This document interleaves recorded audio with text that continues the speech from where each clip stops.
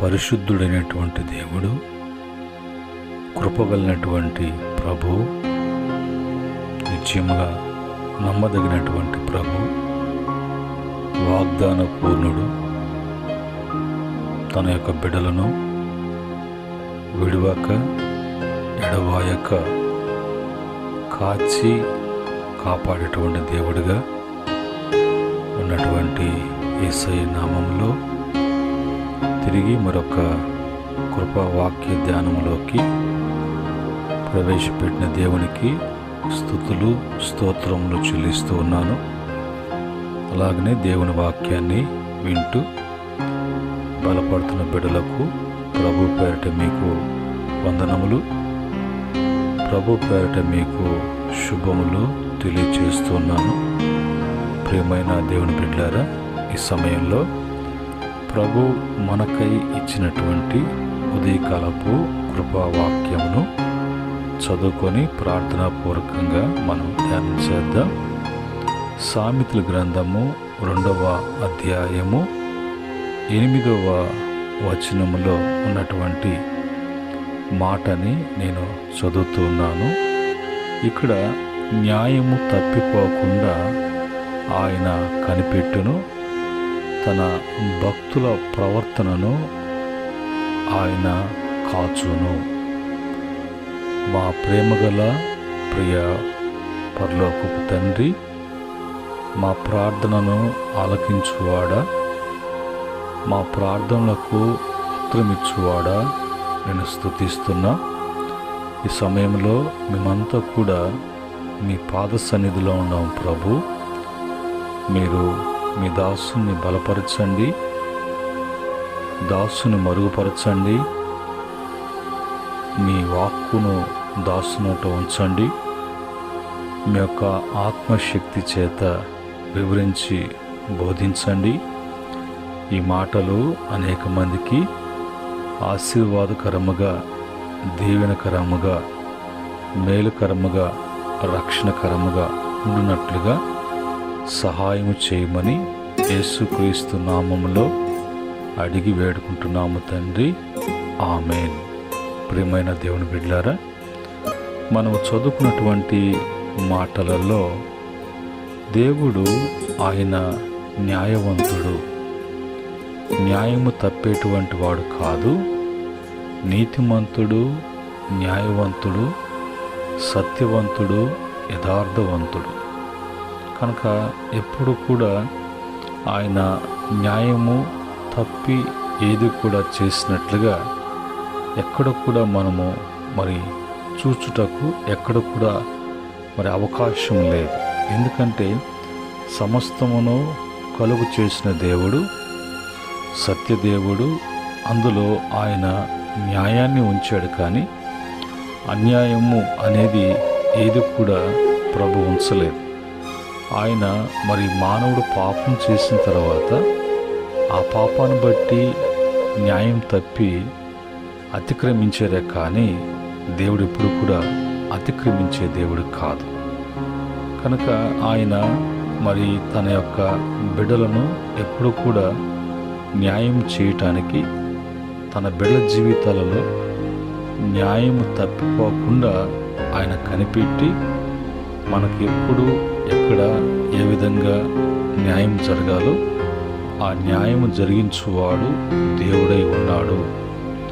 ఆయన ఎదుట ఒకవేళ లోకము కానీ, లోకంలో ఉన్నటువంటి మనుషులు కానీ, అపవాది వాడి యొక్క తంత్రములు కానీ, దేవుడు ఏర్పాటు చేసినటువంటిది ఏది కూడా మార్చటానికి, ఆయన జరిగిస్తున్నటువంటి ఈ విధంగా జరగాలి అని ఆజ్ఞాపించి సృష్టి యావత్తును కూడా ఆయన పరిపాలిస్తున్నటువంటి సృష్టికర్తకు వ్యతిరేకముగా ఏది కూడా నిలవజాలదు. ఒకవేళ ప్రయత్నిస్తే అవన్నీ కూడా బూడిదైపోతాయి, సర్వనాశనం అయిపోతాయి. ఎందుకంటే ఆయన పేరు దహించు అగ్ని, ఆయన పేరు సర్వశక్తిమంతుడు, ఆయన పేరు బలవంతుడు. ఆయన ఎప్పుడు కూడా సాహస కార్యము జరిగించువాడు. లోకమును మానవుడు పాపాన్ని బట్టి జయించలేక, ధర్మశాస్త్రము మానవునికి ఇచ్చిన ధర్మశాస్త్రం నెరవేర్చలేక, మనిషి బలహీనతను బట్టి పడిపోతూ ఉంటే, బలవంతుడైనటువంటి దేవుడు పరలోకాన్ని విడిచి ఈ మట్టి శరీరమైనటువంటి మానవుని కొరకు వచ్చి ధర్మశాస్త్రం యావత్తు నెరవేర్చి లోకాన్ని జయించి, ఆ లోకాన్ని జయించిన విజయము మానవునికి ఇచ్చి ఆయన బలపరిచినటువంటి గొప్ప దేవుడు, మనము ఆరాధిస్తున్నటువంటి దైవమైనటువంటి ప్రభు. అలాగనే ఆయన తన యొక్క భక్తుల యొక్క ప్రవర్తనను కాచువాడు లేక కాపాడువాడు. తన యందు భక్తి కలిగినటువంటి వారిని ఎప్పుడు కూడా వారు మరి ఎలాంటి ఇబ్బందుల్లో పడరు. మన జీవితంలో మరి అన్నీ ఉంటాయి కానీ విశ్వాసం ఉండదు. అన్నీ చేస్తాం కానీ భక్తి జీవితాన్ని కొనసాగించం. అన్నీ మాట్లాడతాం కానీ ప్రార్థన చేయలేం. అన్నీ చెప్తూ ఉంటాం కానీ వాక్యం ఆ వాక్యం అనేది తెలియనటువంటి వారుగా ఉంటారు. అలాంటి వారు కాదు భక్తులంటే. భక్తులంటే ఎప్పుడు కూడా తమ యొక్క ఏకాగ్రత దేవుని మీద, దేవుని వాక్యం మీద, దేవునితో సంభాషించేటువంటి ప్రార్థన, దృఢమైనటువంటి విశ్వాసము, ప్రతి విషయంలో నీతి, నిజాయితీ, యథార్థత అనేది కలిగి వారు ఎక్కడ ఎలాంటి పొరపాటు చేయకుండా, పొరపాటు చేసేటువంటి పరిస్థితులు వచ్చేటువంటి వాతావరణం కూడా ఉండకుండా తమను తామును జాగ్రత్త పరుచుకుంటూ తమను తాము పరిశుద్ధతను కలిగినటువంటి వారుగా అన్ని విషయాలలో జాగ్రత్త కలిగి నడుచుకునేటువంటి వాడు భక్తుడు. వాడు దేవుని భక్తుడు.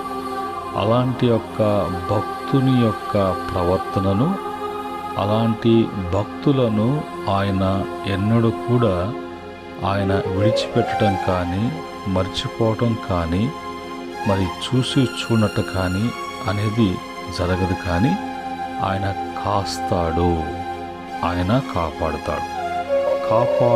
కాచుట అనేదానికి తెలుగు అర్థాలు మనం చూసినప్పుడు జాగ్రత్తగా గమనించుట, కాపాడుట, పరిశీలించుట, విచారించుట అనేది కాచుట అనే పదములో ఉన్నటువంటి మరి కొన్ని అర్థాలు. ఈ యొక్క క్రమాన్ని బట్టి ఈరోజు మన దేవుడు మనలను కాచే దేవుడు, కాపాడే దేవుడు. ఎందును బట్టి అంటే మనలో ఉన్నటువంటి భక్తిని బట్టి, మన యొక్క భక్తి ప్రవర్తన బట్టి ఆయన మనలను కాచటమే కాకుండా మన జీవితాలలో ఆయన న్యాయము తప్పిపోకుండా మనకు ఎల్లవేళలా న్యాయము జరుగునట్లుగా కనిపెట్టుచూ ఉంటాడు. ఈరోజు మరి భక్తి జీవితం వలన మనకు కలిగేటువంటి దేవుని వలన ప్రయోజనాలు, మేలులు, మంచి ఏమిటి అంటే, మొదటి సమూయేలు గ్రంథము 2వ అధ్యాయము 9వ వచనములో తన భక్తుల పాదములు తొట్టిల్లకుండా ఆయన వారిని కాపాడును, దుర్మార్గులు అంధకారమందు మరి మాటు మనుగులగుదురు, బలము చేత ఎవడును జయము నొందడు. మరి అంధకారములో ఉన్నటువంటి వారు భక్తులు కాదు. బలము ఉందని జయం పొందినటువంటి వారు గొప్పవారు కాదు. గొప్పవాడు ఒకవేళ ఉన్నారు అంటే, శక్తిమంతుడు అనేవారు ఉన్నారంటే అది దేవుడై ఉన్నాడు. కనుక ఇప్పుడు ఆయన యొక్క పని ఏంటంటే, తన యొక్క భక్తుల యొక్క పాదములు ఏ కారణం చేత అయినా, ఏ వాతావరణ పరిస్థితి ద్వారా అయినా ఆ పాదము తొట్టిల్లకుండా ఆయన కాపాడుతూ, ఆ పాదములను బలపరుస్తూ వారిని నడిపించేటువంటి ఒక మార్గదర్శకుడిగా దేవుడు తన భక్తులకున్నాడు. రెండవదిగా మరి యోబు గ్రంథము 24వ అధ్యాయం 22వ వచనములో ఆయన తన బలము చేతను బలవంతులను కాపాడుచున్నాడు. కొందరు ప్రాణమును గూర్చి ఆశ విడిచినను వారు మరలా బాగుపడుదురు అనే మాట కూడా రాయబడింది. కనుక ఆయన మరి బలవంతుడై ఉండి బలవంతును కాపాడడమే కాకుండా జీవితంలో ఆశ విడిచినటువంటి వారు ఉంటారు. తనము బ్రతకలేమని, మనకు బ్రతుకు అనేది లేదని, వారి జీవితంలో ఇంకా ఏ ఆశలు వారికి లేనటువంటి వారుగా ఉన్నటువంటి వారిని కూడా దేవుడు వారిని బాగుపరిచేటువంటి వాడుగా, వారిని బలపరిచేటువంటి వారుగా, వారికి కూడా ఒక జీవితము దేవుడు ఇచ్చాడు అని గ్రహింపులో కూర్చున్నట్లుగా ఆయన చేయగలిగినటువంటి దేవుడు. అలాగనే కీర్తన 5వ కీర్తన 11వ చరణములో నిన్ను ఆశ్రయించు వారందరూ ఎంతో సంతోషించుదురు, నీవే వారిని కాపాడుదువు గనక వారు నిత్యము ఆనంద ధ్వని చేయుదురు. దేవుణ్ణి ఆశ్రయించేటువంటి వారు దేవుని భక్తులై ఆయన్ని ఆశ్రయిస్తారు. కానీ లోకంలో ఉన్నటువంటి వారు లోకాన్ని ఆశ్రయిస్తారు.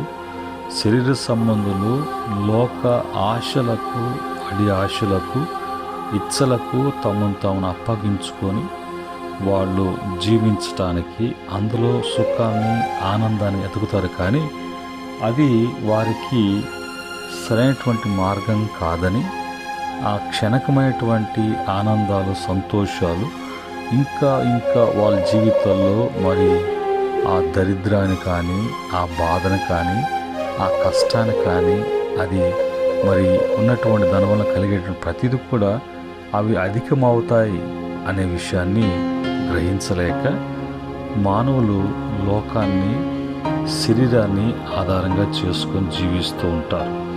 అయితే దేవుని భక్తులు ప్రతి విషయం కూడా దేవుని ఆశ్రయిస్తారు. కాబట్టి దేవుడు తన బిడలను మరి ఏ విషయంలో ఆశ్రయిస్తున్నారో ఆ విషయంలో వాళ్ళు సంతోషించటానికి, అందులో వాళ్ళకి తగిన కాపుదల ఉండటానికి, అందులో వాళ్ళు నిత్యము ప్రభువును గూర్చి ఆనంద ధ్వని చేసేటువంటి స్థితి ప్రభు వారికి అనుగ్రహిస్తారు. అలాగనే మరి కీర్తన 31వ కీర్తన 23వ చరణములో మాట అంటారు, యెహోవా భక్తులారా మీరందరూ ఆయనను ప్రేమించుడి, యెహోవా విశ్వాసులను కాపాడును, గర్వముగా ప్రవర్తించు వారికి ఆయన గొప్ప ప్రతీకారము చేయను. దేవుని యొక్క బిడలముగా, ఆయన భక్తులుగా ఆయన ప్రేమించటము అంటే ఆయన చెప్పినటువంటి వాటిని చేయటము. ఆయన చెప్పింది చేసేటువంటి వారి జీవితాలలో మరి ఆ విధంగా చేసేటువంటి వారు ఎవరు అనంటే వారు దేవుని భక్తులు, దేవుని యందు విశ్వాసం ఉంచినటువంటి భక్తులు. అలాంటి వారిని దేవుడు ఎప్పుడు కూడా కాపాడుతూ ఉంటారు. అయితే కొందరు ఉన్నారు, వాళ్ళు గర్వంగా ప్రవర్తించడము, గర్వంగా మాట్లాడడము, గర్వంగా మరి లోకములో చలామణి చేయాలని చూస్తారు. కానీ అలాంటి వారికి దేవుడు గొప్ప ప్రతీకారం చేస్తాడు. గర్వము అనేది ప్రభువుకు అది నచ్చనటువంటిది. గర్వించినటువంటి దేవుని సన్నిధిలో నుండి మనసులో గర్వించినటువంటి లూసిఫర్ అనే ప్రధాన దూతని దేవుడు మరి ఆ స్థానాన్ని తీసివేసి చీకటిలో, అంధకారంలో, పాతాళములో పడద్రోశారు. అలాగనే బైబిల్లో గర్వించినటువంటి వస్తికి, అలాగనే బైబిల్లో గర్వించినటువంటి ఉజ్జియా, అలాగా గర్వించినటువంటి వారు చాలామంది ఉన్నారు. గర్వించినటువంటి వారు వాళ్ళ దేవుని ఎదుటే వాళ్ళ ప్రవర్తన, దేవుని ఎదుటే వాళ్ళ యొక్క మరి మాటలు, జీవితము అనేది ఎంత విచ్చలవిడతనంగా ఉంటుందంటే ఆ యొక్క గర్వం, అహంకారము దేవుని కట్టడలను, దేవుని యొక్క విధులను, దేవుని ఆజ్ఞలన్నిటిని కూడా చెరిపివేసి తారుమారు చేసి, మరి ఏనుగు ఏ విధంగా అయితే మరి సముద్రములో, చెరువులో గంటలు మునిగి శుద్ధి చేసుకొని కడుక్కొని ఒడ్డుకొచ్చి చెత్తనెత్తి ఎట్లా నెత్తికేసుకుంటారో, అలాగనే గర్విష్ఠుని యొక్క జీవితము ముగించబడతాది. అలాగనే బైబిల్లో మరి ఇంకా మనము చూసినట్లయితే దేవుని యొక్క మరి సహాయము తన భక్తులకు కీర్తన 33 కీర్తన 18-19 ఆ చరణంలో చూసినప్పుడు, వారి ప్రాణమును మరణము నుండి తప్పించుటకును, కరువులో వారిని సజీవులుగా కాపాడుటకును యెహోవా దృష్టి తన యందు భయభక్తులు గల వారి మీదను, ఆయన కృప కొరకు కనిపెట్టు వారి కొరకును నిల్చుచున్నది అనే మాట రాయబడింది. ఇక్కడ మరి ఏమేం రాయబడ్డాయి అనంటే, తన యందు భయభక్తులు కలిగి తన కృప కొరకు కనిపెట్టుకునేటువంటి వారు ఉంటారు. భక్తులు ఎప్పుడు కూడా కృప మీదే ఆధారపడతారు కనుక అలాంటి వారి మీద దేవుని యొక్క కనుదృష్టి ఎప్పుడు కూడా నిలిచి ఉంటుంది. వారికి ఒకవేళ మరి ఎలాంటి ఆపదలు ఉంటాయేమో, మరి ఎలాంటి వ్యతిరేకతలు వాళ్ళ మీద ప్రభావం పనిచేస్తుందేమో అని వారిని మరి సజీవులుగా కాపాడుటకు, ఒకవేళ వారికి మరి వారి యొక్క ప్రాణాలను మరి ఇబ్బంది కలిగినప్పుడు అందులోంచి కూడా తప్పించడానికి కూడా ఎప్పుడు కూడా వారి మీద దృష్టి ఉంచి సజీవులుగా ప్రాణము నుండి, కరువుల నుండి సజీవులుగా కాపాడుటకును ఆయన దృష్టి ఎవరి మీద ఉంటుంది అంటే భక్తుల మీద.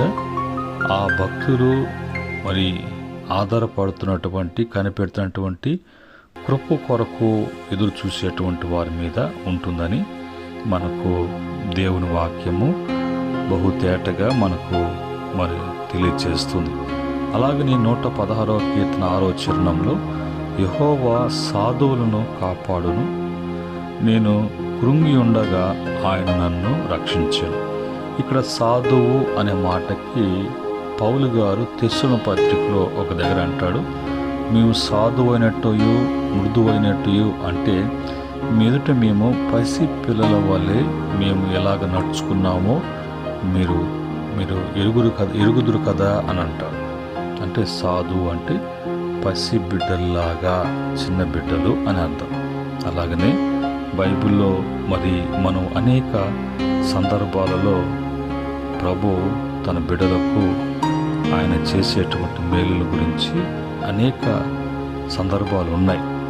ఈరోజు మనం చదువుకున్నటువంటి మాటల్లో 91వ కీర్తన 10వ చరణంలో కూడా మరి ఏమని రాయబడి ఉంది అంటే, 11వ చరణంలో అక్కడ నీ మార్గములన్నిటిలో నిన్ను కాపాడుటకు ఆయన నిన్ను గూర్చి తన దూతలకు ఆజ్ఞాపించి ఉన్నాడు. మరి 12-16 వరకు చూసిన, 1-11 వరకు చూసిన, ఇక్కడంతా కూడా ఏమని రాయబడిందంటే, దేవుణ్ణి ప్రేమించేటువంటి వారుగా, దేవుడే తనకు నివాస స్థలముగా చేసుకున్నట్లుగా మహోన్నతుని చాటున ఉండి వారు ప్రతిదీ కూడా తమ యొక్క కార్యాలు ప్రభు వలనే జరిపించుకున్నట్లుగా జీవించేటువంటి బిడ్డలకు ఈ 91వ కీర్తనలో ఉన్నటువంటి ప్రతి బ్లెస్సింగ్ కూడా వాళ్లకు ఎలాంటి ఆపదలు వస్తాయో, అలాంటి వాటిలో ఎలాంటి కాపుదల ఉంటుందో అన్నీ కూడా ఈ యొక్క చరణాలలో మనం చూడగలం. ఈ క్రమంలో దేవుని చేత కాపాడబడినటువంటి వారు నోవాహు, లోతు, ఇశ్రాయేలు ప్రజలు, దావీదు, మరి యేసేపు, అలాగనే యోబు, యేసుప్రభు శిష్యులో ఉన్నటువంటి యోహాను, అతను 100 సంవత్సరాలు మరి జీవించి ప్రభు భక్తుడిగా, ప్రభు తెలియచేయవలసినటువంటి విషయాలన్నీ కూడా అతని ద్వారా తెలియచేస్తున్నప్పుడు అతనికి అనేకమైనటువంటి మరణాలు ఎదురు అయ్యాయి. అతను కాగేటువంటి నూనెలు వేశారు, అవి ఏవి కూడా అతని శరీరం తాకలేదు. మరి అతను తీసుకెళ్ళి ఒక దీవిలో విడిచిపెట్టారు. అందులో విషనాగులు ఎక్కువగా ఉండి అక్కడ కుదిరిన బిడ్డని మరి తిరిగి రావటం అనేది, బ్రతకటం అనేది కష్టం.